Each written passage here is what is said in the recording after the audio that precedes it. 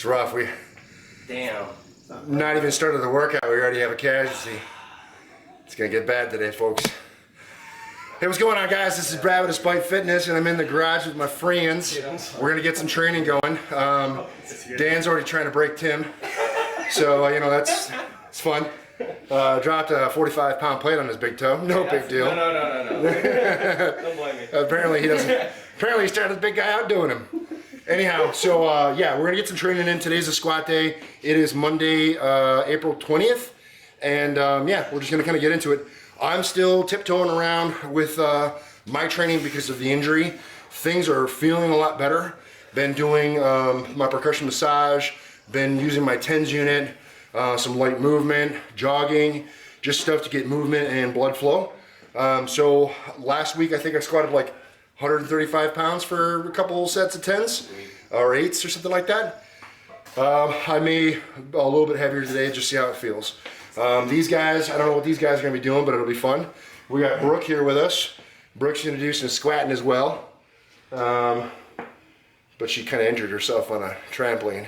It's very tragic, but she survived. At any rate, so yeah, we're gonna get warmed up, moving, get into it. Hope you stick around, check out the workout, and yeah, here we go.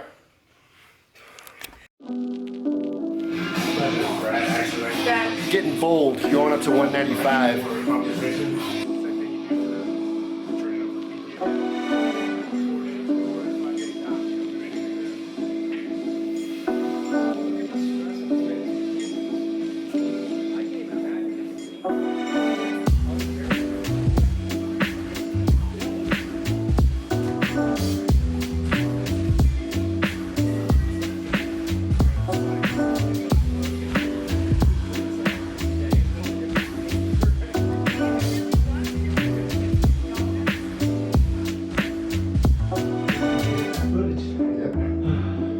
You know you won't run out. Here you go, nice and slow. Keep your weight balanced.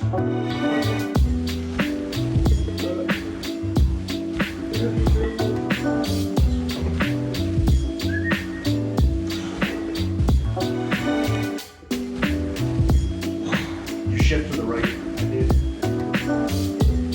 There you go, keep your weight centered. Nice and slow and under control. There you go. Let that knee come out, follow the foot. Good.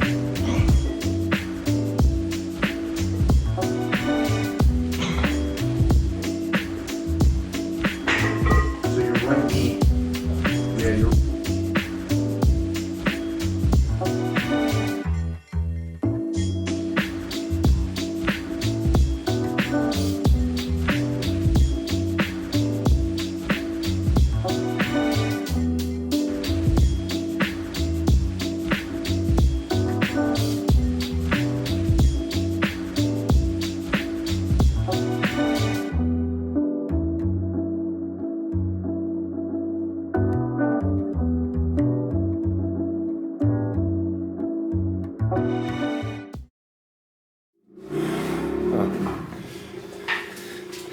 might take Uncle Zach's bike out today. Oh, sorry. Move your head in the water. Over there. but I don't have a helmet. You can take mine. Milo and Pony helmet on a Harley. I have a this bike one. Green, I think. That's uncle. You do palms in or palm out? I do palms in. He's doing palms out. I don't do that at all. That's 145, right? Yes, it's 145. I'm gonna hit on. I was like, wow, this 135 feels really heavy.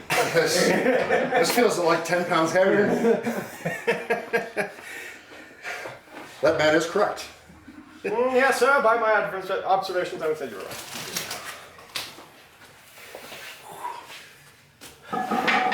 Wow. That's too much. Yeah. That's like 400 pounds. Maybe even 600.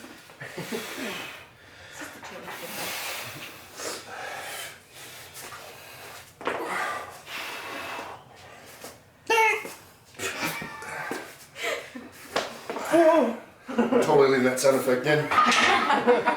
I might even cut out the audio and just add that into every one of your sets. So, Every time you get to the top of the squat. and here's Tim's squawk.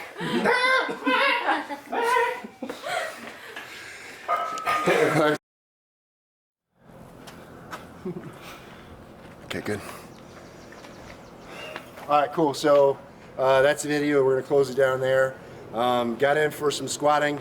I'm still trying to rehabilitate the leg injury that I suffered a couple weeks ago, and things are actually going pretty nice.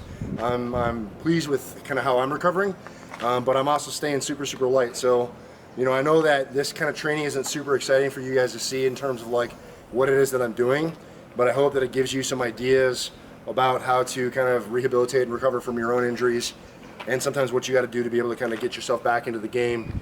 You know, I'm a big fan of not giving up and just kind of keep pushing. But as you can see, you know, it requires taking a huge step back from weights. My man Tim came in and did some squatting. So suffered a little injury on the front end of the session.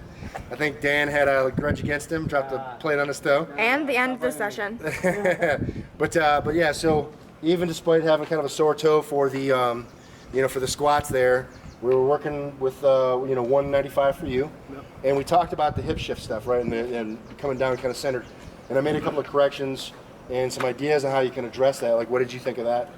I think, yeah, sticking with the lightweight and readdressing body position, and then being able to have you there to keep you mindful, mindful of pushing that knee in, switching, you know, even leaning on your toes, just taking it slow and building that correct. I guess what you put at the bottom, like when you like sitting deep in, taking that pause and then coming back up straight and squared on your points of contact. Right. So like with him, just kind of remaining balanced in the squat, right? So, you know, that's something that we all strive for, is balance and symmetry when we're moving. Obviously, like as we're built and constructed, we're not all symmetrical. So, you know, trying to maintain some measure of symmetry while we're going through our movements is good. Especially so that we don't develop muscular imbalances, and can try to use like you know, the maximum efficacy of our musculature instead of kind of pivoting to one side and using predominantly that one leg like he was using in his squats. So made a few adjustments there to try to address that. So hopefully that's something that we can keep working on as we go forward, and just kind of get you more comfortable with squatting, and especially coming back from the injury, and you know, being able to address some of that depth and stuff like that we talked about. So something to work on in the future. Yeah, absolutely. Cool. We got Dan over there, hanging out in the wing. We're gonna bring Dan in and talk with Dan a little bit. So let's tell the people, what is it that you have against him? And why do you want to hurt him so badly? He's the next best competition next to you. Yeah, So if I just take him out, then Just eliminate? I can one step closer to you. You're going a Tanya Harding on him, huh? Yeah.